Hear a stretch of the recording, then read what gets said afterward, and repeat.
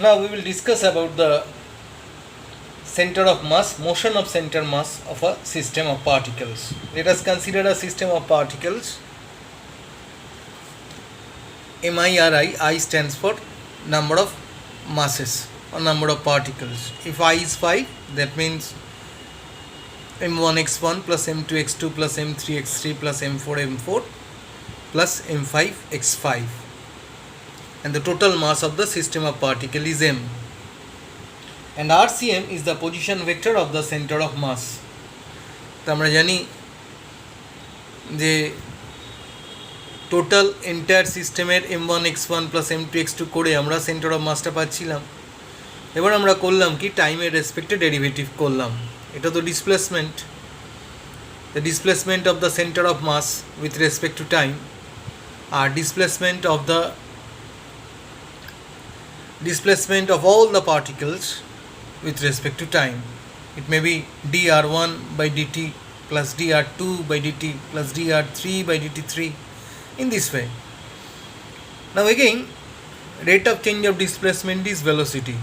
So rate of change of displacement of the center of mass is velocity of the center of mass, and here it is the velocity of the individual particles.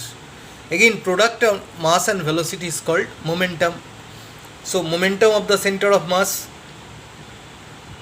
is equal to momentum, individual momentum of all the particles constituting the system. Again, if you further differentiate it, you will get the acceleration of the center of mass. Similarly, at the same time, you will get the acceleration of the system of particles. And here we know that it is the net external force acting on the system, F is equal to ma. So we can write here as the summation of force. This is Newton's second law for a system of particles. So this is the net force acting on the center of particles.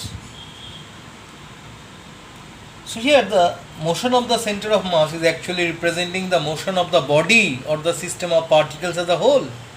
So that is the reason why we can replace the whole body by a single particle of mass capital M located at the center of mass of the body.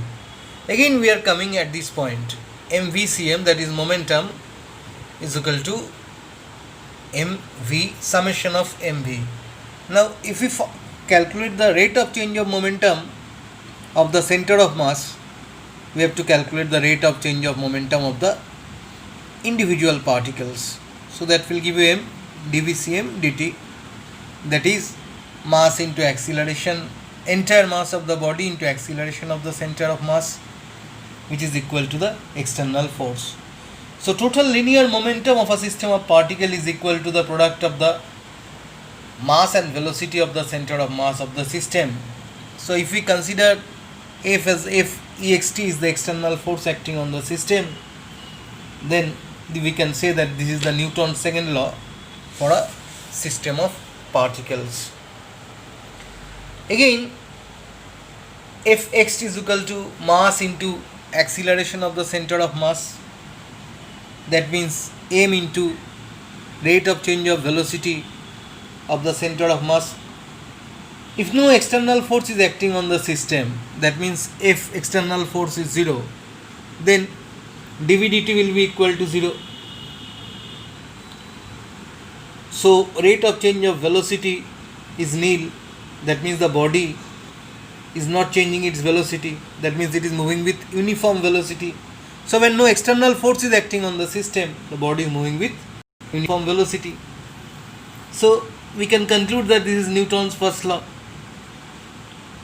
So all the Newton's law of motion holds true irrespective of the fact we are considered the individual motion of the particles or we are considering the center of mass of the system of particles.